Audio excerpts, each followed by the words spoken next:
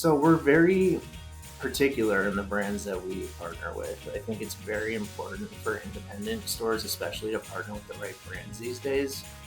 And there's not a lot of them that are truly good partners anymore. Welcome to the Natural Products Marketer Podcast. I'm Tina. And I'm Amanda, and we're here to make marketing easier for natural products businesses so you can reach more people and change more lives. All right, welcome back to the Natural Products Marketer Podcast. We are super excited to be joined by Jake Kiviko of Nature's Finest in the Phoenix area. Thanks for joining us today, Jake. Thank you guys. I'm glad to be here. So we love to ask our guests because most people don't grow up thinking I want to work in health food stores. What got you into the industry, and maybe you did want to grow up and work in a health food store? So we'd love to hear your story. Yeah, no, that's a great question. So I'm a third generation. My family started our business back in the 80s. My grandparents actually started the store. So then we moved to Arizona from the Illinois area. My dad got involved. And so I kind of grew up in these stores, helping price things, doing things as a little kid around the store and just seeing how my dad did his work and, enjoying watching him do what he did. But I didn't think I was going to work in these stores. And what happened was it was a little bit after the pandemic. My dad was really adamant about, retail is a demanding job. So he didn't want to feel like he pushed any of us to do what he did. He knew that he lost a lot of time with his family doing retail. And so he kind of wanted us to find our own way. And so that's what I did. I did a lot of different things. And then around 2021, I had a conversation with my dad, and we were just kind of talking about the business and some of the challenges that he was facing today. With the competition of Amazon after the pandemic, and so we started talking about what we could do with maybe getting online and becoming more omni-channel, and that's kind of how I got involved. So I came to work full time around 2021 and started with the website, which we got a lot of products on there and started catering to our customers and allowing them to order online. But found out that that's also a very challenging environment, and it's very competitive. And so, started there, but then really got involved in the store and really enjoyed the business side of things and negotiating things with brands and finding the right partners. And I've been here ever since. Yeah, that's amazing. We hear a lot of that the challenge of competing against Amazon online. And you're right, especially after the pandemic, it became really easy to just go to Amazon to get some of your supplements. So what do you think helps you guys stand out, your store stand out, so that people aren't running to Amazon? They're coming to you because they can't find it on Amazon.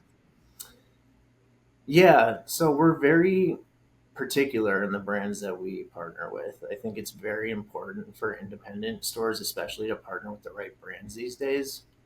And there's not a lot of them that are truly good partners anymore. Map pricing is absolutely the first thing that we look at when we talk to a brand about bringing their products in. If there's not a good map policy in place, and then most importantly, that's actually policed, it's not really something that we're interested in getting our hands in, just because how many times do you have a customer come and you show them this great product, you recommend it to them, and then the day that they don't want to drive into the store, they go to Amazon and see that they can get it cheaper.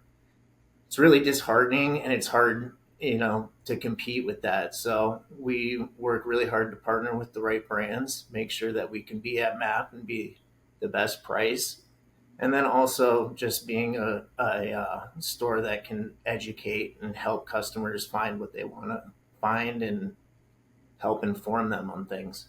So Jake, we had a conversation before we started this recording, where you were telling us about how you guys use private label to help differentiate from the product selection on Amazon. So I'd love to kind of just deep dive into your private label strategy, because I think it's really unique, from what I've heard from stores around the country. So I'd love to kind of just hear from your side of things, what your private label looks like, and how you guys do that differently than other stores.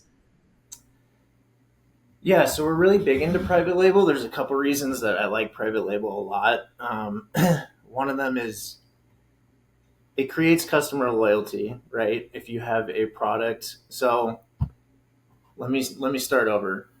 I can't speak on other stores, but for us, most of the time when a customer comes into the store, they're asking you for a particular supplement, but they don't necessarily mention a brand name. They want vitamin C or magnesium, but they don't really have a brand that they're looking for. It's not very often that they want a specific brand. So for us, it became a good strategy to kind of have private label brands that we had to offer that we felt were really good products. We partnered with private labelers that we felt made an amazing product that competed with some of the bigger brands out there. And this way, when a customer comes in looking for something, we can offer them a private label product that we have. And then it creates that customer loyalty. If the customer likes it, they have no other place to get that product other than in your store. It allows you to kind of have control over the brand, because how many times do you spend countless hours and visits building a brand with customers, and then years down the road something happens with that brand and you have a lot of eggs in that basket and they're no longer a good partner for you. That happens a lot and it gets really discouraging. So with private label, you kind of uh, don't have that risk of those kind of things happening. You have control over your brand and the products and the pricing and all those things. But we use a couple different partners for that. I think a lot of stores usually have their private label brand that has their store name on it. And we also do that. But there's the three big private labelers that I think a lot of independent stores know, which would be Vitality, Reliance, and Vitamer. Those ones are really easy to work with. They're really good. They make great products, and they're just they don't have high order minimums or anything like that. So we work with those guys, but sometimes there's overlap. Um, you know, all three of them might make the same product. So for us, we went ahead and did three different brands with each partner, and so that allows us to have our Nature's Finest brand. That is usually what we'll show people. But there's also that misconception sometimes that a house brand isn't really the highest quality product on the shelf.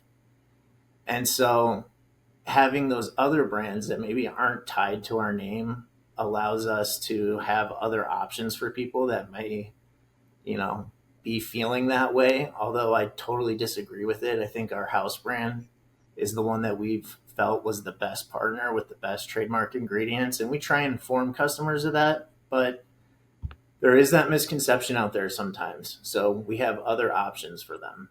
Um, and so that's kind of what we've done. And it's been a really good strategy for us.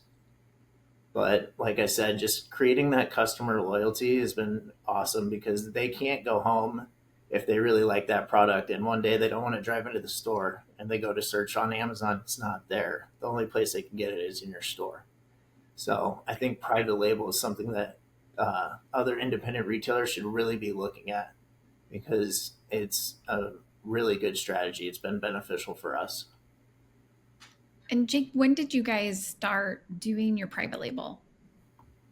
That's a good question. So um, we started with Vitality long before I got here, and then Vitamer as well. But recently we did Reliance, and then we do have a couple other private label partners that are like more local, smaller than ones that we sought out, but maybe that have higher order minimums and things like that. that other stores, don't have easy access to. But we're always looking to expand private label if there's a good option and a good partner. We enjoy doing that. People like variety. It's not like you have one form of magnesium on the shelf. You have a couple options so that customers can pick one. And so, why not have a couple private label options where you do have that customer loyalty and control over the brand? Yeah, and when you guys were getting into it, did you start with a few products like you named vitamin C, vitamin D initially, or was it like, hey, we want all essential oils, all of these categories?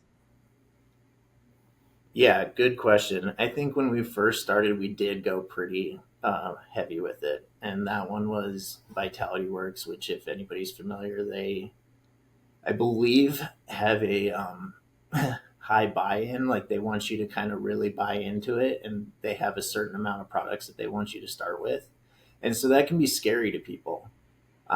Again, I wasn't involved in that decision, but talking to my father about it, he did tell me that that was a concern of his at the time because they wanted you to really get so many items on the shelf, and that was their first venture into private label. And he went ahead and did that, and we did the essential oils, and they have all sorts of herbs and tinctures, and we really bought into it. And then as we saw it succeed, we've kind of expanded it. And then with the other ones, no, we didn't go crazy with it. We just did a couple items, kind of tried to see how they resonated with customers. And once we saw that they were something that people were enjoying, then we continued to expand it. And once we saw that that strategy was working for us, we said, why are we not offering everything in our label? So are you with those I know you said you have your Nature's Finest brand and then these other brands that are still private label but are not under your name. How have you found customers receive those products? Is it the same kind of reception that they get towards your house brand, or are they like, oh, maybe I've never heard of this? Kind of what sort of feedback do you get from customers with the non name brand items? That's a really good question. I think a lot of times when a customer comes into your store, they're looking for your advice and expertise already. Like I mentioned, I don't have, and I can't speak for other stores, but there's not a lot of people that come in and they want magnesium from a certain brand. It just isn't something that happens with us a lot. And if it does, it's usually a brand that we recommended to them, previously, and they've just continued to take it. So we haven't seen any kind of, I guess, like pushback when we show them brands that we've created that they don't really recognize. They sometimes ask questions about, where it's made, and you know who is this brand, and we're transparent with customers as well. We don't want to deceive them in any way, so we do tell them if they ask that, yeah, this is a brand that we've partnered with this company to create, and it's one that we really stand behind and think is a great product, and it would be a great option for you. Yeah, I'm curious about the branding around this because that is one thing that comes up. There's so many decisions to be made whenever you go into private label, and branding is a big piece of it. And especially if it's not your house brand, so there really aren't, there's not a design already around the logo, and there's a lot to create there. So I'm curious, when you guys were going into these multiple brands, was there thought like this brand should look high end, and did you contract with a marketing firm to help you, or were you guys just like, oh, we can do this, we can fix this, or the manufacturing partner was helpful? I'd love to hear more about that. Yeah, it's definitely the most difficult part of the process, especially for me. I hate creating labels. I'm not good at it. It's not my forte. And so that process can be really lengthy for us sometimes. We think, oh, yeah, let's go with this color and this brand name and this logo. And then we have they're usually really helpful. They have people in house that will listen to you and design the labels. and they send it back, and it's like you had this vision, and it comes back and it looks nothing like what you had hoped for. And a large part of the time it's because of the way that we're communicating it, or you're just seeing it in your head, and it's a very difficult process. It's my least favorite part, for sure. But to answer your question about like higher end and things like that, yes, we have kind of done that with a couple of the brands. Like one of the Vitamer makes all their stuff in glass bottles, which people tend to associate with a higher brand that's not in plastic. And so for that one, we really spent a lot of time on kind of making it a higher end luxury looking label, and it turned out excellent. And so like that kind of is that higher end brand for us, I guess. And it'll look a little bit more higher end to some of the other ones that are in plastic and that kind of thing. And then other times it's just, what it's hard enough to come up with a name and another logo. And once you do, you're just happy with it and you go with it. And, but yeah, there is some differentiation between a couple of the manufacturers and higher end and maybe house brand and that kind of thing. Yeah, it's nice to hear some strategy around if you're bringing in multiple brands that are kind of they are house brands whenever you're doing private label, in spite of the fact that they might not have your logo on it. So a lot of times we hear in retail there's the three categories that you do: high, medium, low. And so I'm curious, like from a pricing perspective, where did you guys shake out? Is your house brand the cheapest? And then how does that affect your margin? It's a good question. I wouldn't say it's the cheapest. I would say it's competitive. And that's another thing that's important to us is, we do know that customers are price sensitive. And so we really kind of evaluate whether or not we can be competitive with some of the pricing of like the bigger brands and that kind of thing. And so we try and be as competitive as possible. And to your point, I do think that between manufacturers that we're working with, there is kind of like a low, mid, and high price point, and it just depends on what they're offering as far as pricing and what you feel like you can offer the product at and still make your margin. So as far as that, I think we're very competitive. I don't think we're the cheapest option, but there is, then we have a line that tends to be a little bit lower in price, and that can be our low price option. It depends on which brand or private label product that we're talking about.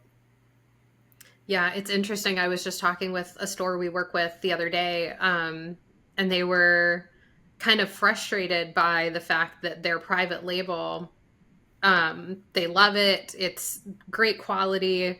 But they were like, we can't compete with even our own products on the shelf because there are great brands that enforce MAP, but they're cheaper. And so they're like, how do we navigate having 50% of our herb wall being of this one brand, and we know the quality's there, but they're like $7 cheaper for the same thing. And so yeah, just trying to figure out,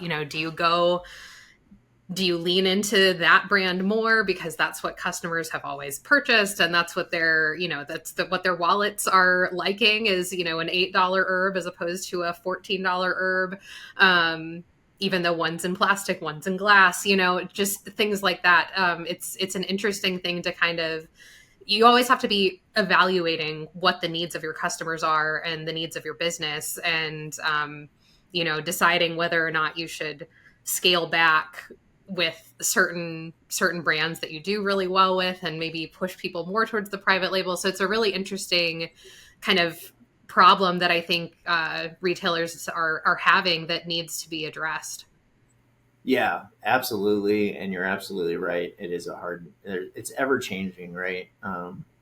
What you should do with certain brands, depending on what they've kind of done over time. And so, for something like that, I guess what would be most important to me is how is that other brand as a partner, and if they're a good partner and you feel like you're getting good value from them, and you don't have any qualms about how things are being sold online or anything like that, then I, I would show them my label, and I would use what I think every independent retailer should use, and that's education and knowledge and informing of our customers. That's our best product. That's what sets us apart from, big box stores and other major retailers.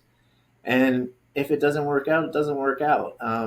But if that partner is not such a good partner, then I would maybe try and scale back and, you know, start with the things that you're a little bit more competitive on, scale back and just show people, yeah, we don't really partner with that brand anymore. Here's why. We tell people why we don't partner with brands, and a lot of times they love that transparency, and they don't have the same information that you have as a store on what's going on behind the scenes with some of these brands.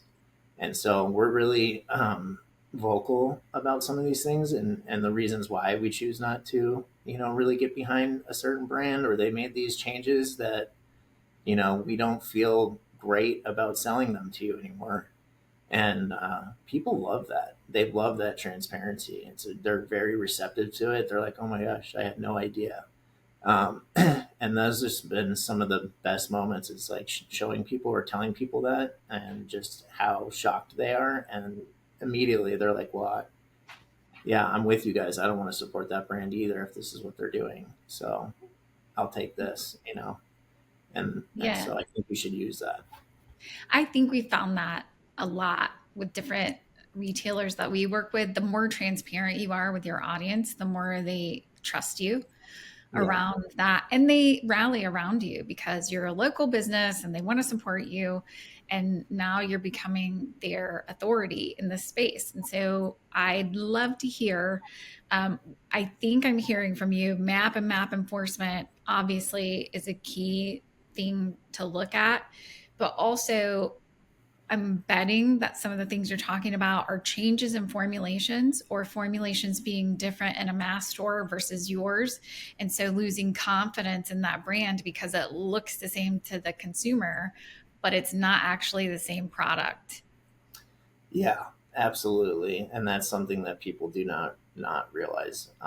And so when you tell them that, it just really kind of, I mean, what's more, I guess, disheartening than kind of hearing that? It's very deceptive. Uh, and so you kind of lose trust in the brands that are doing that kind of thing. And customers feel the same way that you do, because they don't want to feel deceived. They want to feel like what they know what they're buying, and they know what they're getting. And so that's something that they don't like either. You know, yeah, absolutely. Map enforcement too. It's huge for us just because it has become such an online shopping world. And, you can offer things online as well. But if you can't be competitive on price, then you're going to lose those sales, and you may not realize it, but it happens. And a lot of times you'll hear it. I mean, I can't tell you how many times we've sold something to a customer, and they come in like 2 months later and they're like, yeah, well, don't get mad, but I saw it was $6 cheaper on Amazon, so I bought it there last time. And so we're just really working to get away from those brands, because it's just not beneficial to the longevity and health of your business. Well, just as a follow up, I just am curious, are there other things that you guys are looking at that are outside of map enforcement and the formulation? I'm sure there's a lit kind of a checklist that you go through, and some of them have higher priority, like you're talking about, but there are probably other things that you're looking for in good partner brands as well. Yeah, absolutely. And where the product's being sold is huge, and also, what they're kind of, I guess, where are they trying to go with their brand? Do they really want to be in the independent stores? Is that a market that they value, or is it somewhere where they're just trying to get more products through the door, get their numbers up, and potentially sell later on? And you can usually uh, feel people out when you ask them questions and really get behind some of the deeper things a brand is offering.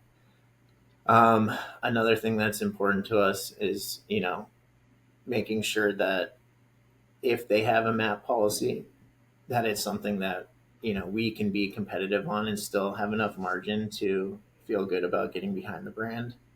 Um, but yeah, those things mainly, maps huge.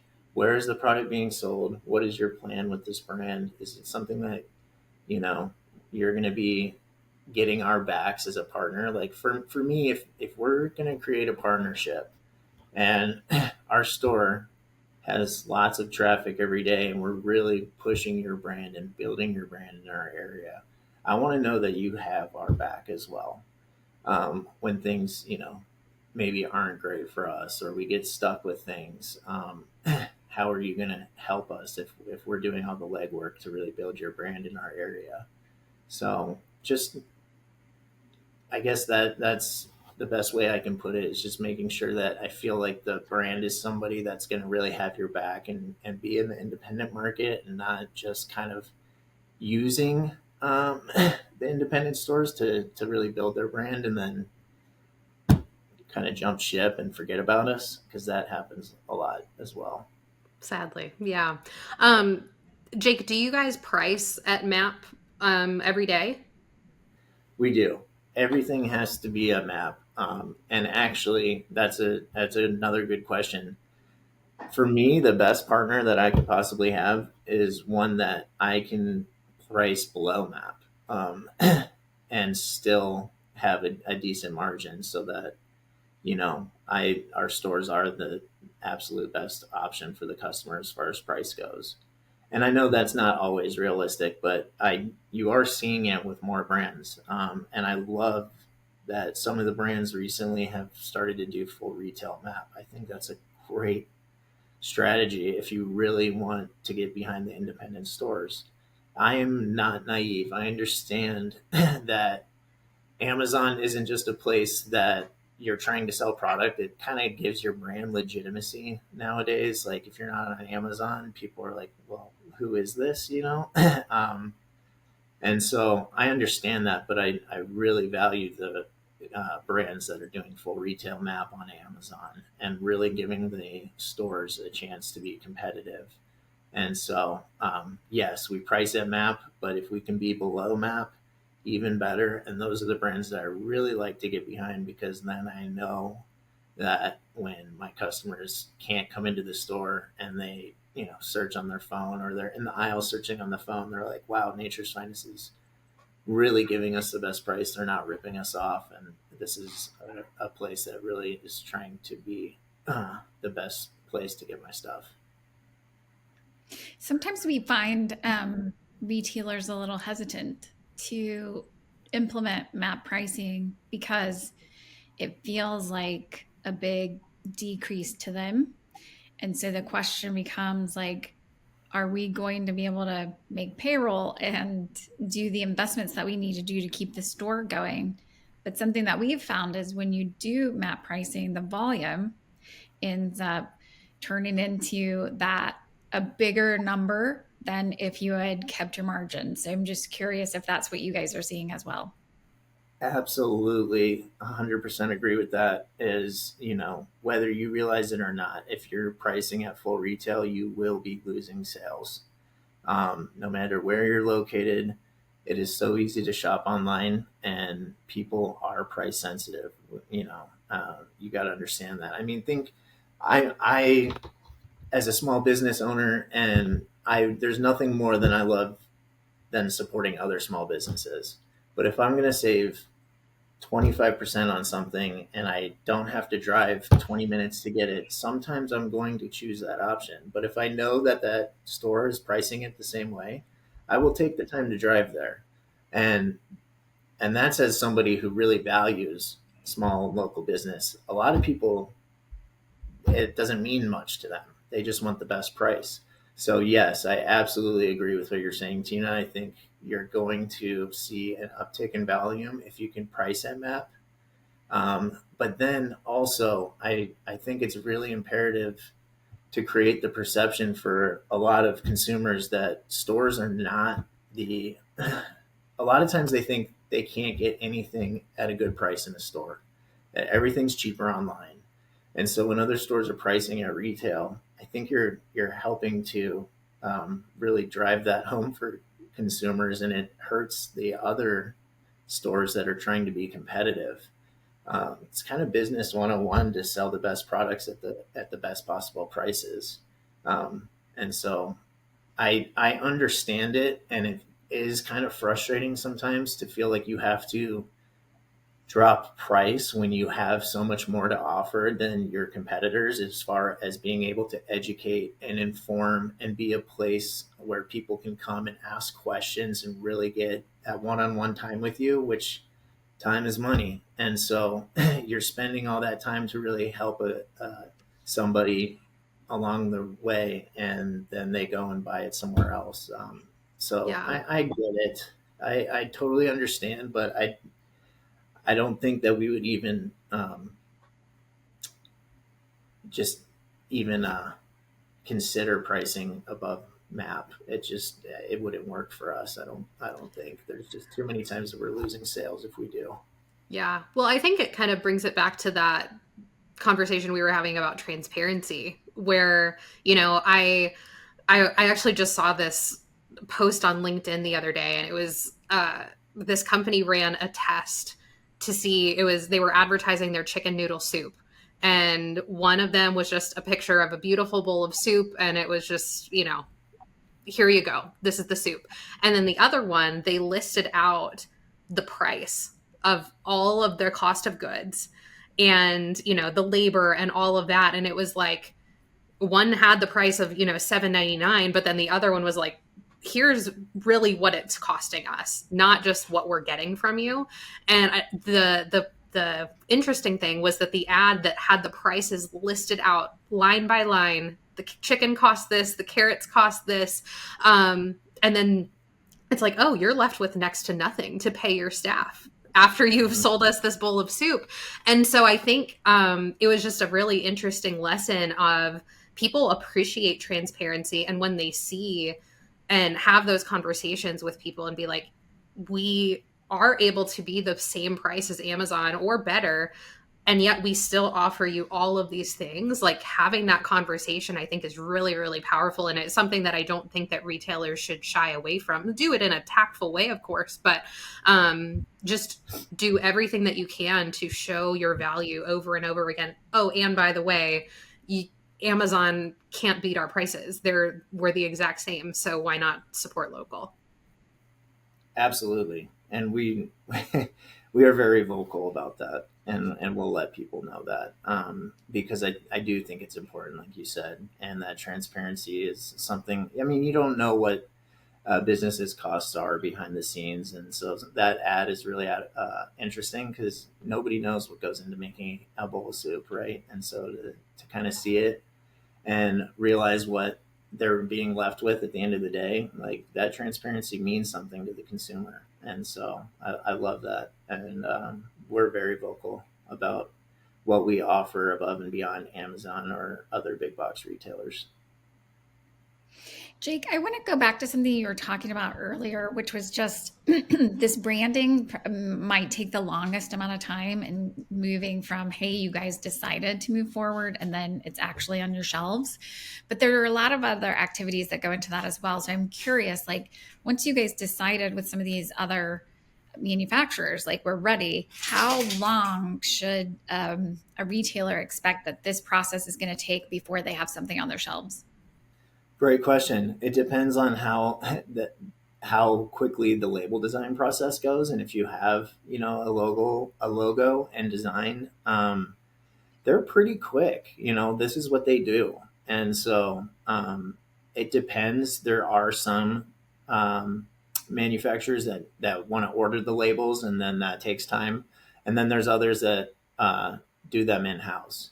So depending on which you know what their process is, I would say anywhere from, if you have your label, it can take, they could have it to your store in a week, and other times it could be 3-4 weeks, but it's not a terribly long process as long as the label design doesn't take you forever like it does for me. My label design takes a month sometimes just because I can't. It's hard. You're your biggest critic, and you get the label back, and maybe other people like it, but there's something about it that just you don't like, and you want to redesign. And I'm sure that I've been a pain for some of these companies as far as the label design process has gone. Yeah, I mean, 2 to 3 months feels from the minute that you're like, okay, we want to do something because you've got to select the products and do the brand and get everything in order before it starts going on your shelves, which can be intimidating because you're going to make an investment before you start to see a return. And at the same time, I think it gives you a really nice long runway to start talking about things and getting people excited about it. And when I say start talking about things, I mean socializing it with people that are coming in the door and also making plans for, okay, we're going to have email blasts and do some advertising around it and put some posters up because all of that will take you time as well to get that going. So even though I'm sure the label design and everything is going to keep some of those activities from actually being executed, the planning and the copy and all of that can go into effect before. And then you start putting the design into place right there as you're getting ready to put the things on your shelves. So it feels like, even though you might want it to happen faster, it's probably the right timeline in order to get a really good plan laid out for communication and execution. Absolutely, and this is if you're gonna get it, if private label is gonna be what it should be to you, and the brand that you really get behind, and that when your customers come in looking for something, you want to show them your brand and your label so that you create that customer loyalty, and it becomes a really great brand in your store, then you shouldn't rush things. You want to take your time with it. You want to make sure things are done right. And yes, it's exciting to know that you're going to be taking that step, but take the time to make sure that you're not making any mistakes along the way. And I think you made a great point. Once you kind of know that you're going to be moving forward with that, tell your customers. They're looking for something. Oh, by the way, I've got a really awesome magnesium glycinate we're working on that's going to be coming in, pretty shortly. I'd love to show it to you next time, but here's an option for now, or whatever. But yeah, definitely um, use the time to build awareness and build excitement behind the brands. Yeah, and there's a story that goes behind that too. So whether you're doing a brand replacement or this is just an addition to your current lineup, there's a reason why you're doing it that you can communicate to your consumer ahead of time so that they're excited about this launch and release. And I'm going to bet that will make all the difference in how quickly this takes off and people start to use that brand versus something else. So it could be the story of this is a better formulation than anything we've got in the store. Or it could be a story of we're moving away from this partner for the following reasons. And so we just decided if we're going to trust it and put our name behind it, that we were going to research it and find the best thing and bring it to you. And there's a lot of ways to message that in a story format that people can gravitate to and really become part of that with you and rally around that. Absolutely, and I like how you just said that because I do think that it's important to vocalize that to your customers that this wasn't just something that we threw our name on and put on the shelf. We took the time to really make sure that if we were going to put our name on something, that it was something that we felt really, really good about, and that we think is going to be the best option for you. It's not just a cheap house brand. This is something that we took the time, and we've been in business 43 years, but we just put our name on something, and maybe use that if you had longevity, and say the reason is because we didn't find the right partner until right now, and we feel really good about this, and it's something that we're super excited about, and we can't wait to show you guys.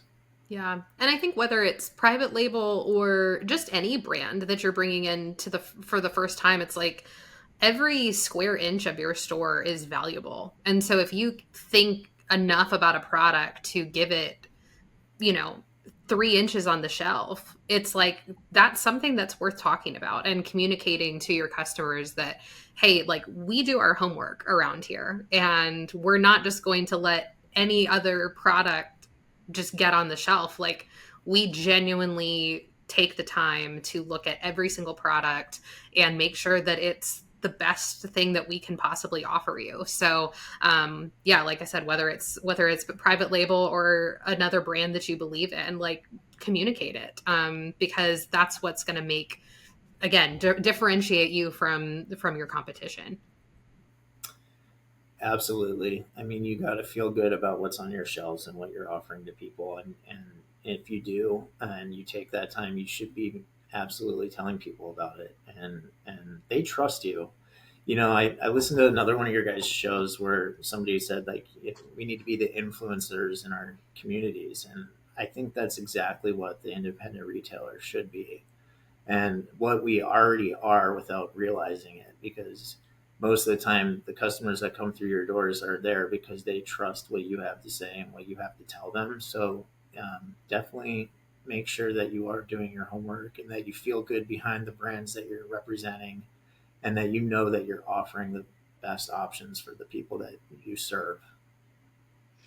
Okay, we're coming to the end of our time here, but I do want to ask one other question, because just to set expectations, once you do roll out a new brand, even if you're doing all the right things leading up to it, there is a time period in which it's new and you're transitioning, and it might not be successful in 2 days or 5 days or 10 days. So I'm curious, like, for you guys, how long did you give it before you started saying, wow, this is really working? Great question. So first and foremost, we haven't touched on, make sure that all of your staff understand why it is that you're doing this, and that this should be, theoretically, the first thing that we show customers, and this is why. And so that will help in the times that you can't do it. And, if everybody in your store is really getting behind the brand, then I think it's going to be a little bit more beneficial and quicker for you. But I think we noticed,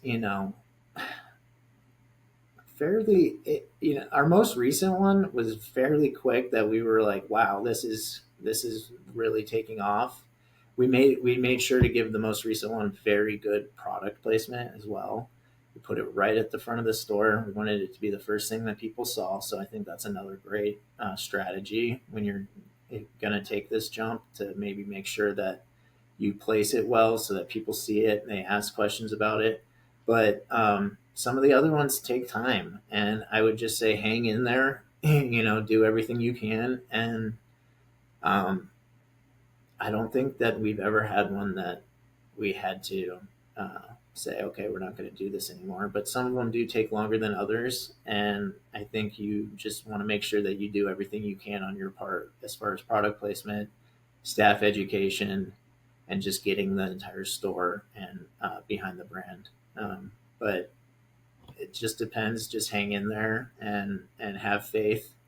If you really believe in the products and you're conveying that to customers, it will most likely work out for you. So lots of ways to make this a faster ROI for you. One is making sure that you're taking the time to do things right. Another thing is you're training your staff on why are we doing this, and that they can believe in the product. You're giving it really good product placement, and you have a great messaging strategy going in that you're communicating to customers as well. And I think if you do those four things, you're going to succeed faster than if you don't do them, even though the private label should generate an ROI within a time period if you stick with it. So if you're launching today and you haven't done all of those things, start doing them. It will make it better for you. I don't think that it won't succeed if you haven't done them before, but if you do them before, I think it's going to be just a smoother and faster transition.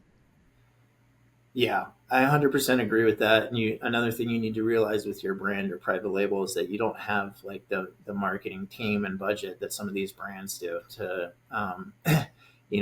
do advertising and get their name out there. it falls on you and your staff, and that's okay. I mean, you're spending time building other brands anyways. Why not put that time into your own? And those four things you mentioned, Tina, are absolutely what you need to do, and you will see a good return on it. I would tell people that are worried or scared about jumping into private label to not be. It can be a really good thing for your store, and if you put in the work and you start to see the returns, there's no better brand to represent than your own. Awesome.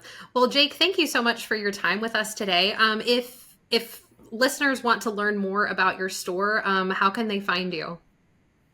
Yeah, you can find us online at naturesfinestaz.com or on Instagram at naturesfinestaz. We do a lot on there as well. So I want to thank you guys too for having me. It was a lot of fun. Thanks so much for listening to the Natural Products Marketer podcast. We hope you found this episode to be super helpful. Make sure you check out the show notes for any of those valuable resources that we mentioned on today's episode. And before you go, we would love for you to give us a review, follow, like, and subscribe on Apple Podcasts, Spotify, YouTube, or wherever you're listening today. And make sure you join us for our next episode where we give you more marketing tips so that you can reach more people and change more lives.